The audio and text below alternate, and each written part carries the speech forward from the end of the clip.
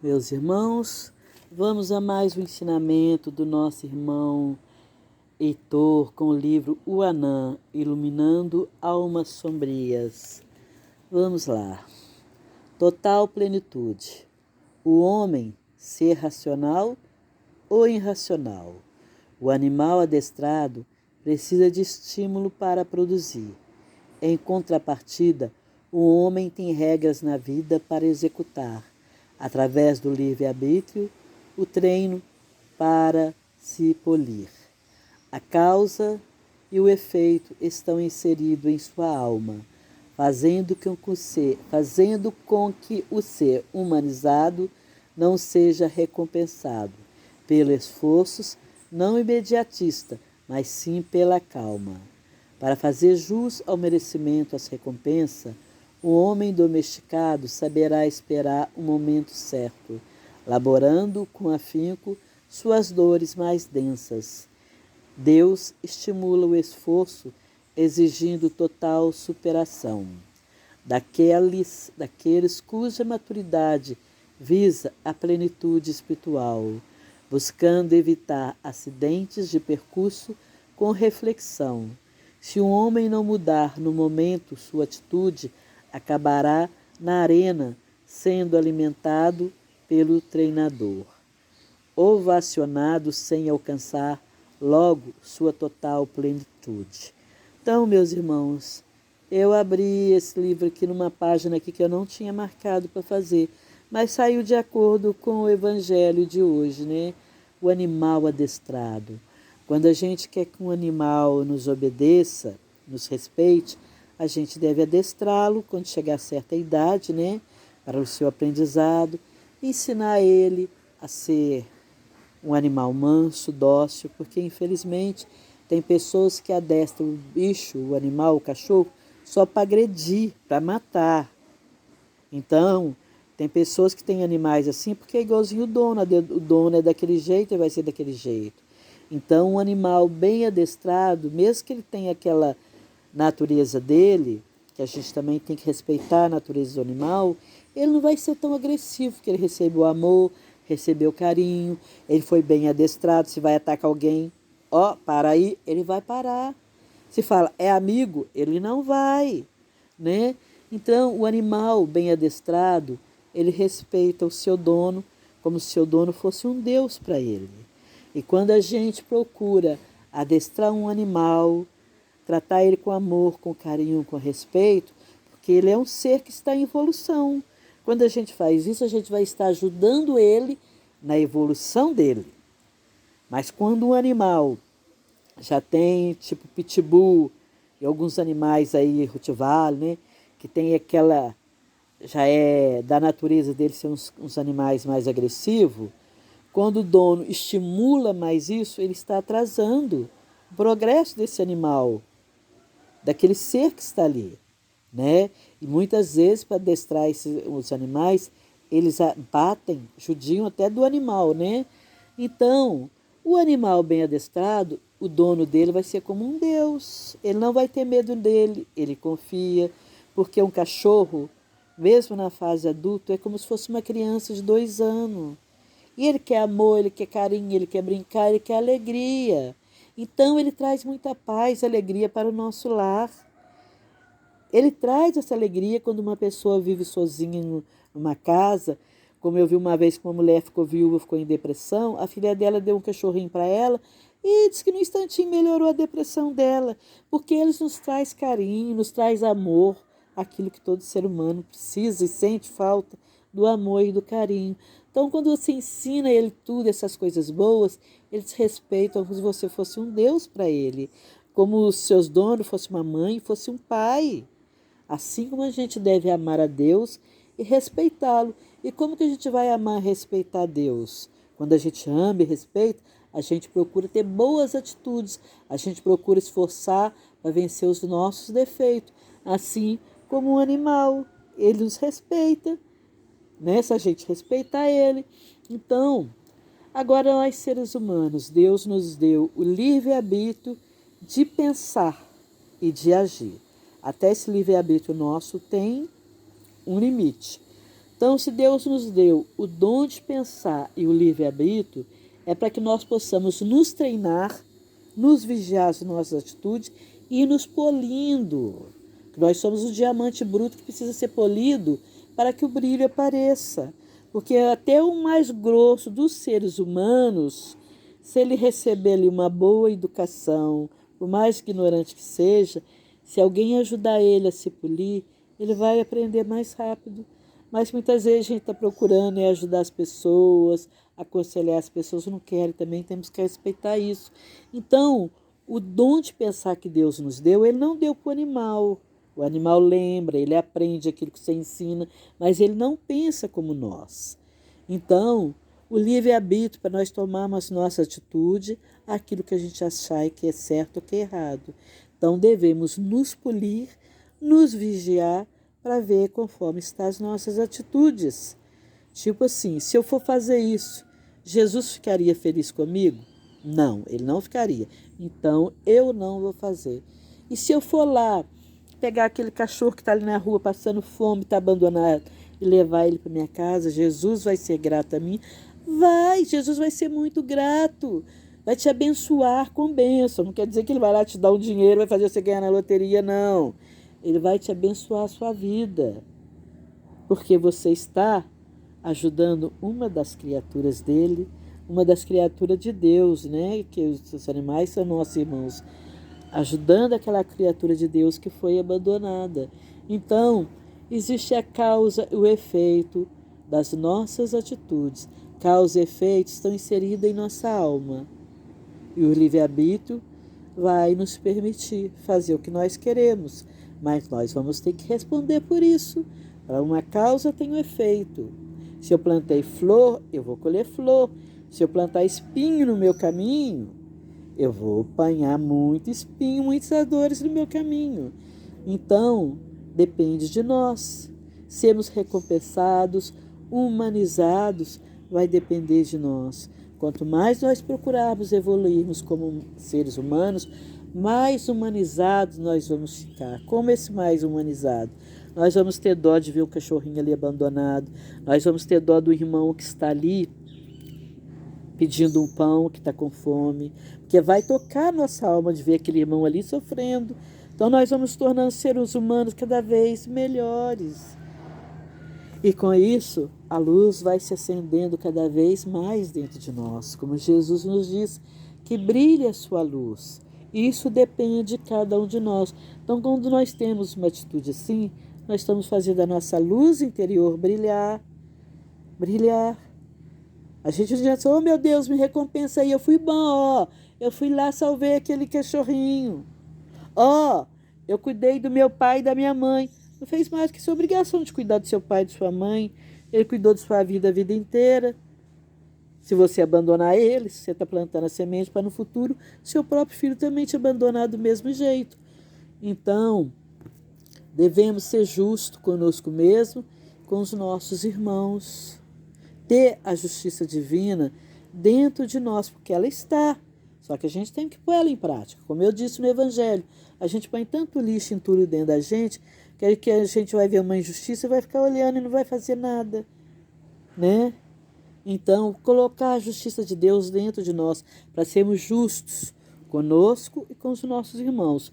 Tanto que Jesus nos fala através do Espírito de luz. Antes de julgar alguém, analisa primeiro você. Até eu estava lendo ali num livro que eu estou lendo, que o Chico contando assim, que um homem, um rapaz, que trabalhava, acho que era táxi, né? Atropelou uma criança e ele foi preso. A criança só perdeu 2 dedos, não morreu.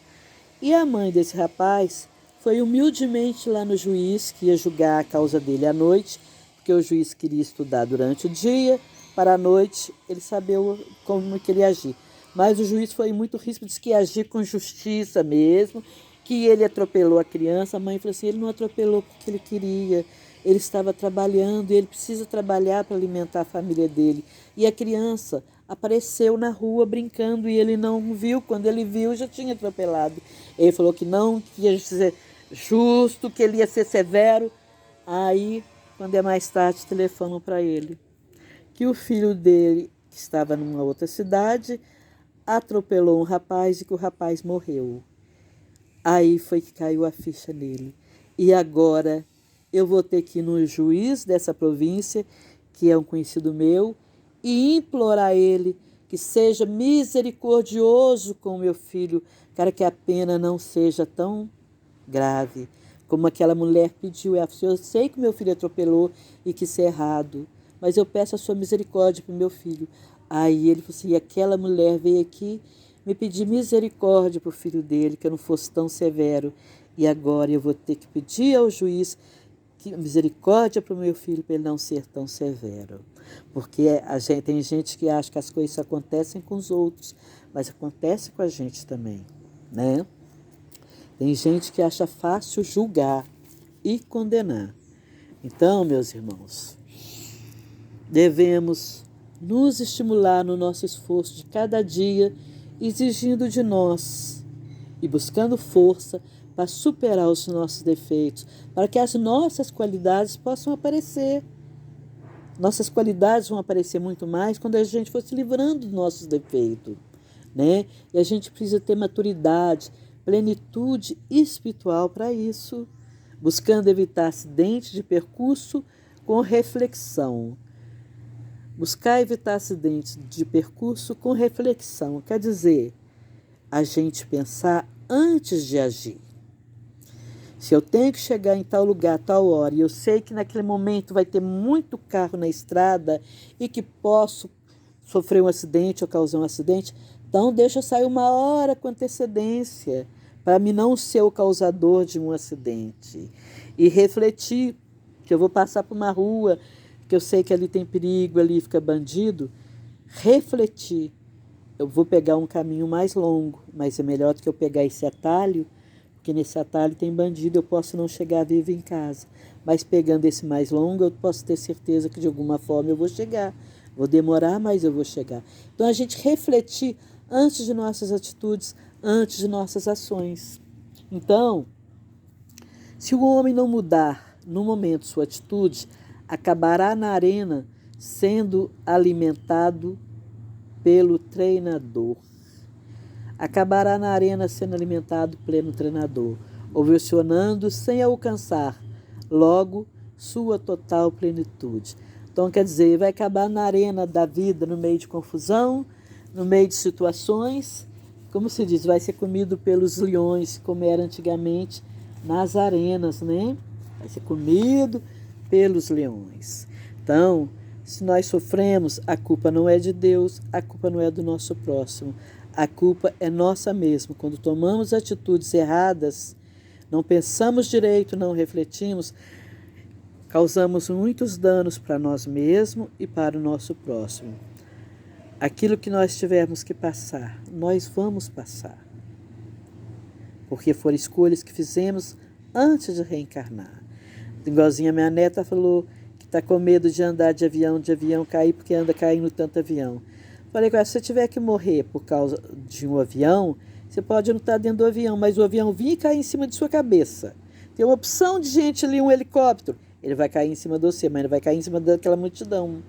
Então, o que a gente tem que passar, a gente vai passar, porque foi uma coisa que a gente já pediu em outra vida. Vai passar para aquela situação. Né? Pode ser de resgate, de aprendizado, mas fomos nós que pedimos. Então, como no livro que eu li, que eu não lembro agora o nome, que tem até aqui no Evangelho que esse Espírito fala, que numa cidadezinha da França, lá onde esse padre foi, que era só um lugarejo, acabou virando uma grande cidade por causa dele, né? Por causa dos milagres que ali acontecia. Aí uma mulher foi lá pedir pela filha dela, que estava cega, para que ela voltasse a enxergar. Ele pediu a Nossa Senhora. Até parece que é Santa Faustina, parece. Aí que ela falou que não podia fazer aquilo, porque foi o que ela pediu antes de nascer. Ela já tinha pedido, então que não podia tirar aquilo do caminho. O que pode é confortar aquela pessoa, né? Dar ânimo para ela superar aquelas dificuldades, mas não tirar a prova. Então, aquilo que a gente tem que passar, a gente vai passar. Como aqui eu estou na beirada da praia, e daqui não sei se vai acontecer, daqui umas 2 semanas a gente vem para cá dormir, porque eu estou ficando aqui durante o dia e à noite eu vou para o apartamento, porque o quarto que está aqui está com muita coisa, tem que limpar e coisa. Então, a gente sabe como os irmãos estão anunciando que pode ter um tsunami, nem que seja muito forte ou leve que seja. Mas eu fiquei pensando, se eu estiver dormindo lá e realmente vier um tsunami, como estão dizendo que vai haver aqui na parte do Rio de Janeiro, eu estou em Angra, se tiver, essa água pode entrar dentro da casa. Se for uma coisa maior, pode cobrir a casa. Mas eu sei que se eu tiver que passar por isso, eu vou estar aqui. Se eu não tiver que passar, pode, digamos assim, sair, fui no supermercado, quando eu cheguei estava tudo debaixo d'água. Se eu não tiver que passar, eu não vou passar. Mas tem aquele negócio. Se você sabe que naquele lugar tem perigo, vamos sair de lá.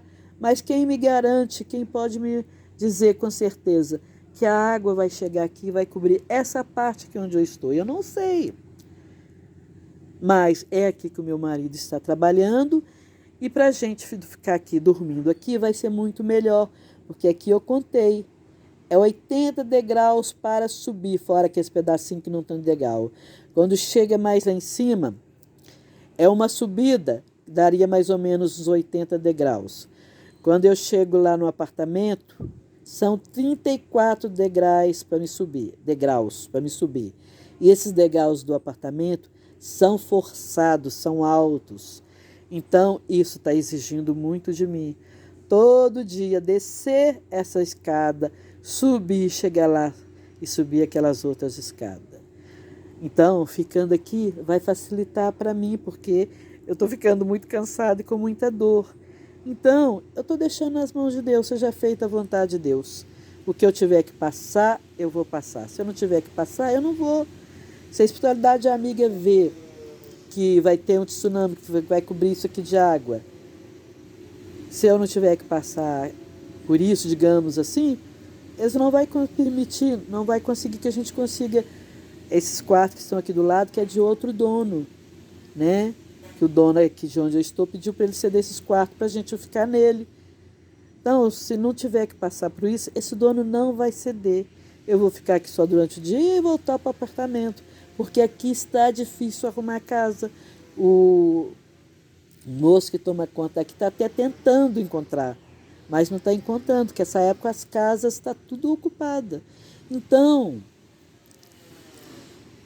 a gente tem que confiar em Deus quando a gente tem que passar por um caminho, que não tem outro caminho, que a gente sabe que ele tem perigo. O que a gente pode fazer? É se colocar nas mãos de Deus. Senhor, seja feita a tua vontade. Porque se for a vontade de Deus, eu tiver que fazer um caminho perigoso, cheio de bandido, digamos de cobra, de bicho, eu vou passar, nenhuma cobra vai me ver, nenhum bandido vai me ver. E eu vou passar e vou chegar ao meu destino. Então, como aqui, ó, tá pertinho da praia. Tá pertinho da praia, né? Então, seja feita a vontade de Deus. Seja feita a vontade de Deus. Deixa a gente meio assim pensando, com o coração meio assim, essa água subir, né? Mas eu não quero ficar pensando nisso não, porque se a gente ficar pensando, a gente atrai, e eu quero ter bons pensamentos. Aqui para minha Nina, para minha cachorrinha, é um paraíso. Ela tá até ali, ó, enfiada debaixo das cadeiras, ali. Eu tive que prender ela para me fazer o evangelho, porque ela fica doida para subir, e aqui tem umas galinhas que ela gosta de correr atrás e o portão fica aberto, senão ela vai para a rua. Então, que Deus abençoe a todos nós e a vocês que estão me ouvindo. E seja feita a vontade do Senhor nosso Deus, porque eu sei que Ele age em nossa vida.